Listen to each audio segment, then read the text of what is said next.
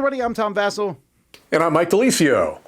Today we're taking a look at a game called Monkey Palace. This is from Lego, and this is kind of an interesting thing. So back, what do you say, Mike? It was like a decade ago, right? Or more? That sounds about right. Yeah, somewhere around there. Yeah, there's a lot of Lego games were made. I mean, a lot. We're talking 10 to 20 different Lego games. They really jumped full force into the hobby, and they were almost all terrible. I mean, there was a Reiner Knizia one even, Mike, that wasn't that great. The most famous one they did was one that was like a little role-playing type of game, but they were just all uniformly not great. So they decided to get out of the board game hobby. Now they decided to get back in, but they wanted to make sure these games were better. I know this because, and you need to take this into account, that I was a consultant on this particular game in its very early stages. It had nothing to do with monkeys or palaces back then. But, spoiler, still doesn't. This is an abstract game about building cascading staircases. Here's how it plays. When you're playing the game, you're going to put the board together like this. There's various starting boards, but there's a starting position, and you're going to put some blocks into those positions. You'll put one of the arches here, you'll put another block there, you'll put a second arch on top of it, and then you'll put in one of these little golden pieces here. Now, there's lots of different colors of arches and pieces in this game, but they all are pretty much the same. It's just kind of there for decor.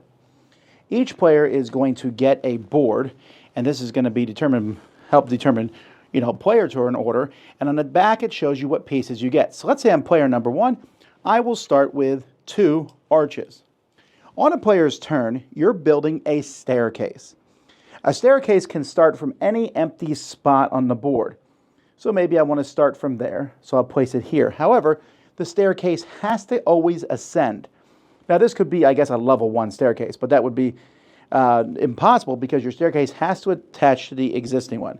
However, I do have another arch. I can't use the arch as a support, but I can use it to build the second part of a staircase, which I would build there.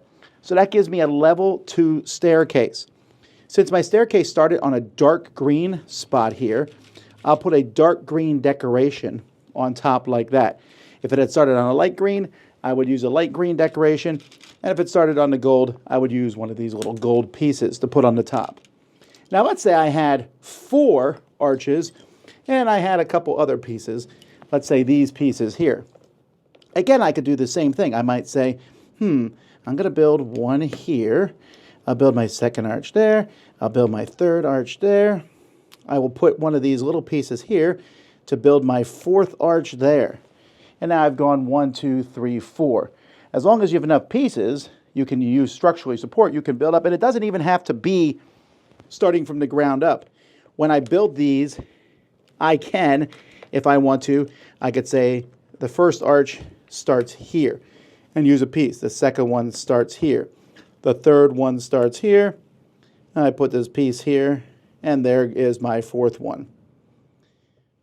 So you're going to be building this big structure as time goes by and counting the number of the staircases that you build. There's a bunch of cards in the middle of the table, and these cost monkey credits. Monkey credits are the number of stairs that you have built, plus you get a bonus one if you've built the highest decoration of the color you built. So if I put out the light green decoration, if it's the highest light green decoration, I'll get an extra monkey bonus point. So my opening example, I put out a 2 staircase, and then I put out a dark green. I'm the first person, that's 3 monkey points. So I can take this one here. The 1, 2, and 6 monkey cost cards can be any of the things. These start in certain spots. I'll take this dark green one. This will immediately give me a small piece or an arch, my choice. I then will take the card and put it face down on my board. At the end of my turn, these are all the pieces I get. So I get 2 supports and 2 arches. If I had taken this piece here, for example, I would get no immediate benefits, but I would get 3 supports each turn. So you can look at the different cards when you're trying to decide what to take. Cards are also going to be worth banana points. That's points for the end of the game. And that's why this 6th one here doesn't give you anything, but it is worth 10 points. There's also bonus cards that you can get that are worth 4 points if your structure is 5 or higher as you play. And there's also a monkey that you'll be moving around, and a butterfly, and a frog piece based on the 3 different levels that you build. This gives you extra pieces, but if you have it at the end of the game, you'll get negative 3 points. The monkeys can just be moved around to block other people from building on there. So this is going to continue until someone needs to take pieces and they're all gone. You can see there's a lot of structural pieces here, but they will go quickly. When that happens, the game is going to end, and you're going to count up all the banana points that people have gotten on their cards, and whoever has the most is the winner.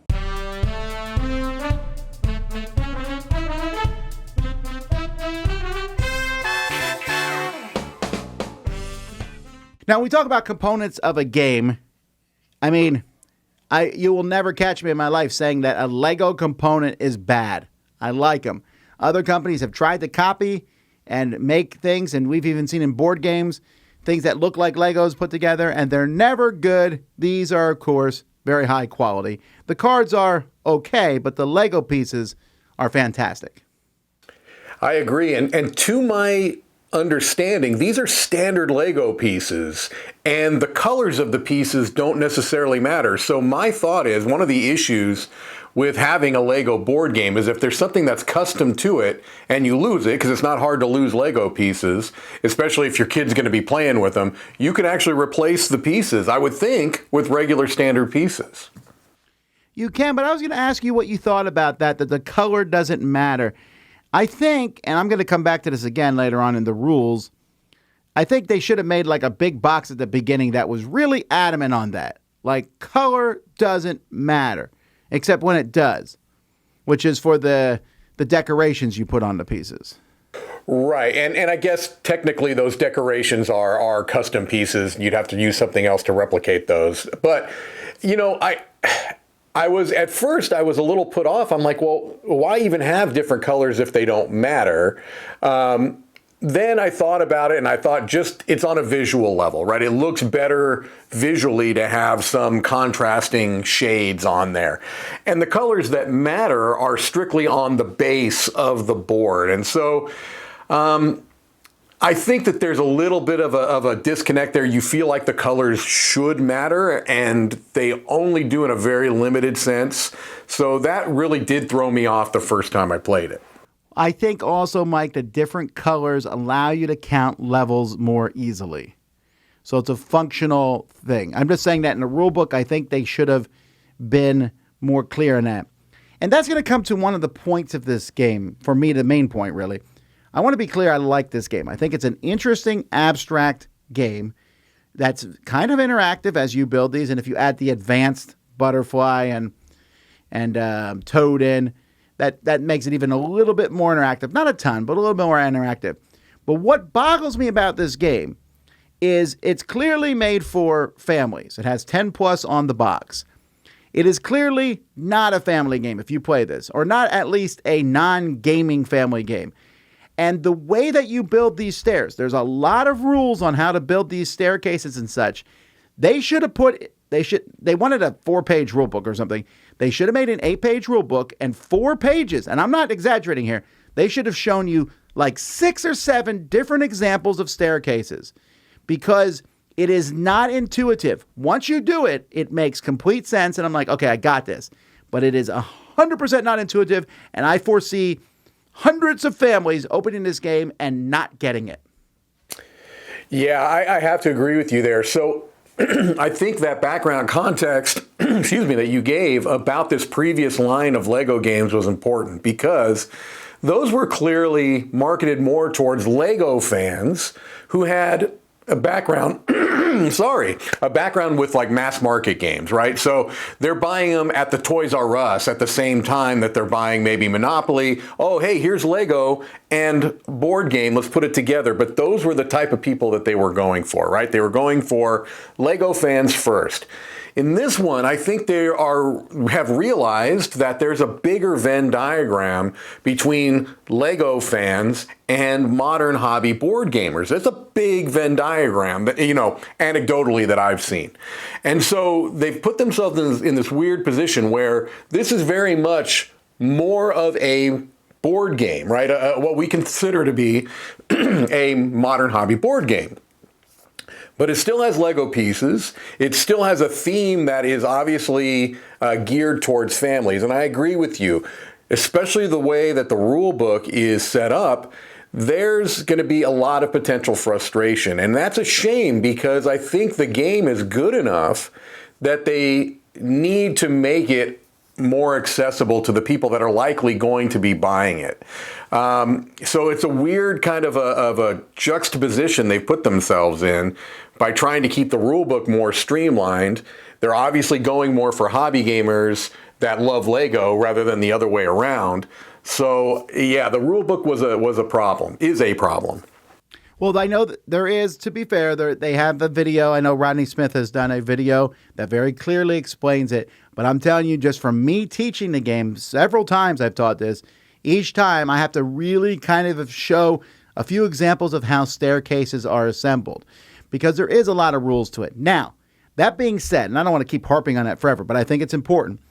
That being said, I find that to be really fascinating because the mix of that and the card that you get with monkey points, trying to decide, do I want to take a smaller card now so that I can build a really big staircase, mixed with how many pieces do I need? I need a lot of supports, but I need a lot of arches. If you don't have, if I have 6 arches, I can't build a 7 staircase.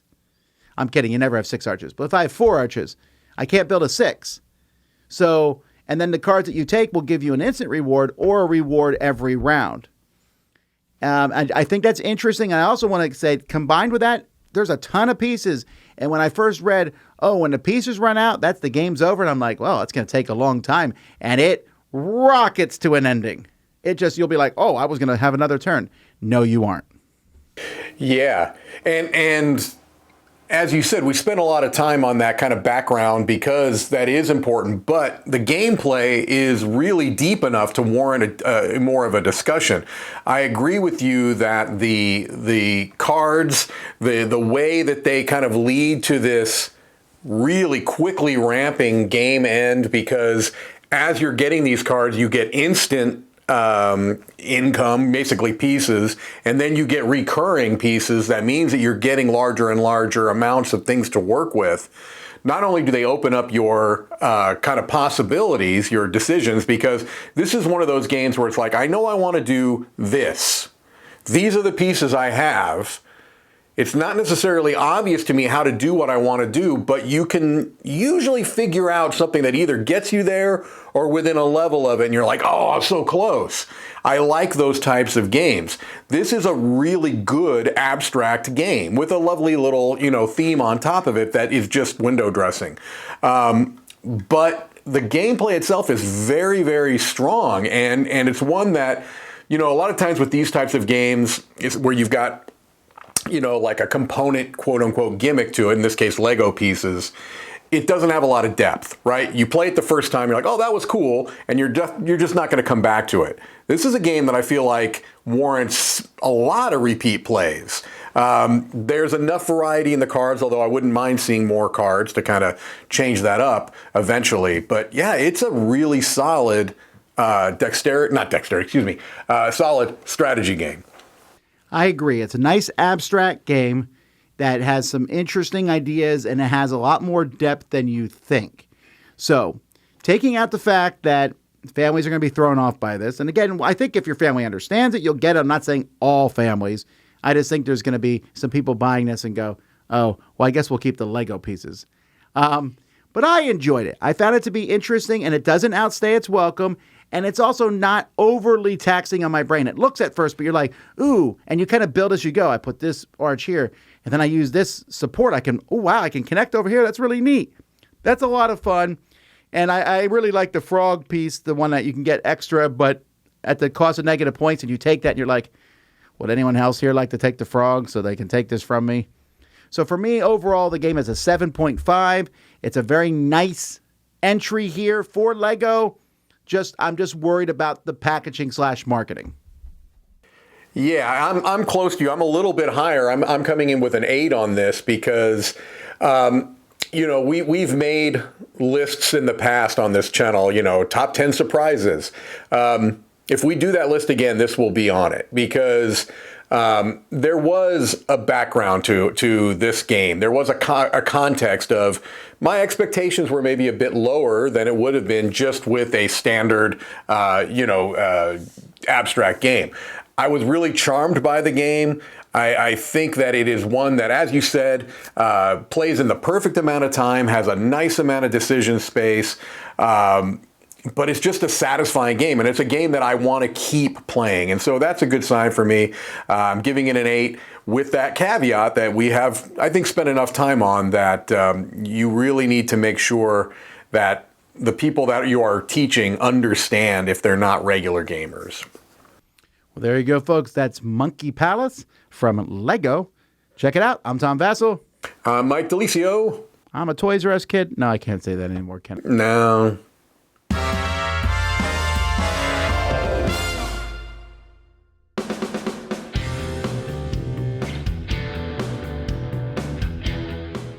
Hey everybody, thanks for watching another video from the Dice Tower. Hey, you want to learn more about us, communicate with us? We have a Facebook group, we have a Discord channel, lots of different ways to get involved with the Dice Tower. You can find that in our Linktree link below. So just click that, it will take you and you can communicate with us on Facebook, join our Facebook groups. There's lots of cool things that you can find and become part of the Dice Tower. Thanks so much for watching. I'm Tom Vasel.